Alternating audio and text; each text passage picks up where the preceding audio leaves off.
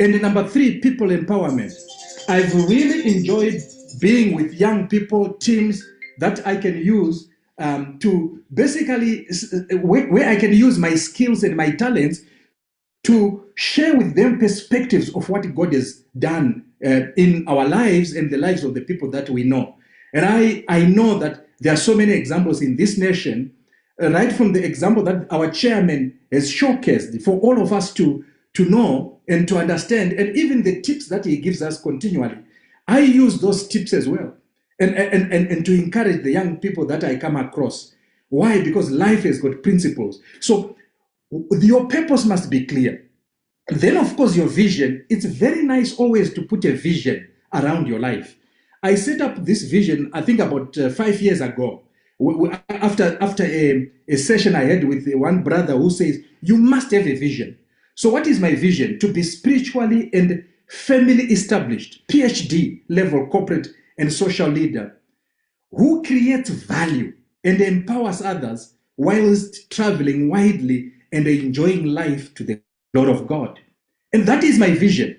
And I'm saying, God, if I can find anything that can really enrich this vision, God help me to realize this vision. So how do I achieve my vision? Meticulous and focused planning, breaking down my vision into smart goals, strategies, and actions. Because I did realize that it is not about having a PhD. It is not about having a degree. I've come across people who have got PhDs, but they can't plan anything. They are always talking and talking and talking. Nothing comes out. So life is about being able to break down your vision into smart goals, strategies, and actions. The idea then is to have an impact. In my case, what I've said is, I want my impact to translate into salvation of souls. So I keep a diary. The people that I talk to, and they give their lives to the Lord, I record in my diary. Because I do realize, like Brother Paul said, every soul saved, it contributes to your crown of glory. We know that when we go to heaven, there will be crowns given. And the crowns will translate into how much did you stretch yourself for the ultimate objective that Jesus gave us, which is the salvation of souls.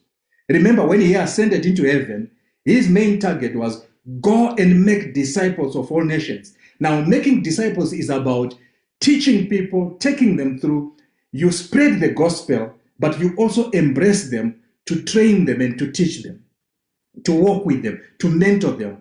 And this is something that I also value. And of course, business value creation. We are in business to create value for the customer, create value for the employees, create value for the shareholder, create value for the other stakeholders. And we have been doing an incredible job as Econet to do that. And we give thanks to God. One of the things that I was talking to one of my colleagues earlier on, he shared with me a news, I think it's a social news item which came out today, where in our own country, we have been making applications for certain resources to be deployed back into the network, and those resources have not been coming. But we know of people who have been working to do their own self-enrichment pursuits, and they've been given serious allocations of money. Now, this gentleman phoned me and he was distraught. And he was saying, this is unfair. I said, tell you what, my brother, God is the only fair judge. God is the only fair father that we have. So what do? We cry to him. We can go knocking on men's doors and they will not open those doors. But guess who we should run to? Run to God. And so I said, don't worry about the millions that have been given to the wrong hands. Let us constantly ask God to help us, to create value. Of course, I also get excited when I see marriage enrichment. When I talk to young people who they had a challenge and all of a sudden God has intervened in their affairs. Parenting. I'm a father of 3 children and I've struggled in my parenting exercise. And I've sought God on my knees. I've read widely. How do I make sure that I have young people, young men, young women who come up and really run for Christ, really add value to society? Parenting is a serious exercise, my brothers and my sisters. And today we have a world that is running out of ideas in terms of parenting. And yet the word of God is clear. So I use the word of God also to do parenting exercises, workshops, and empowering. And then, of course, community development. I've made a commitment where I was born, which is Joseph Village, and where I grew. I said, God, I don't want to depart from this planet. And then the people in my village say, well, we don't know what that guy was all about.